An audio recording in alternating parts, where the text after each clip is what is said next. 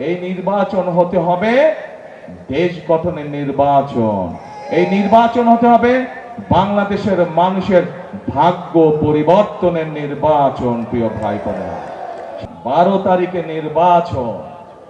এই নির্বাচনে এই নির্বাচন যেই নির্বাচনের জন্য বিগত 16 বছর ধরে বাংলাদেশের মানুষ অপেক্ষা করেছে, যেই নির্বাচনে বা যেই রাজনৈতিক অধিকার বা যেই ভোটের অধিকার বাংলাদেশের মানুষের কাছ থেকে কেড়ে নেওয়া হয়েছিল।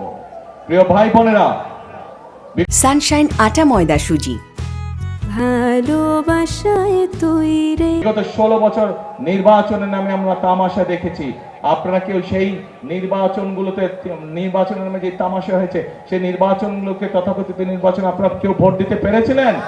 কেউ বাংলাদেশের মানুষ, শুধু আপনারা নয়, ঢাকা দেশের অধিবাসীরা নয়, শুধু সমগ্র বাংলাদেশে কেউ ভোট দিতে সক্ষম হয়নি।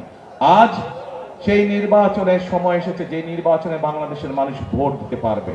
প্রিয় ভাই বোনেরা, এই নির্বাচনে ভোট দেওয়ার মাধ্যমে যেরকম ভাবে বাংলাদেশের মানুষ তার রাজনৈতিক অধিকার প্রতিষ্ঠিত করবে, কিন্তু শুধু রাজনৈতিক অধিকার না, এই নির্বাচন হতে হবে দেশ গঠনের নির্বাচন।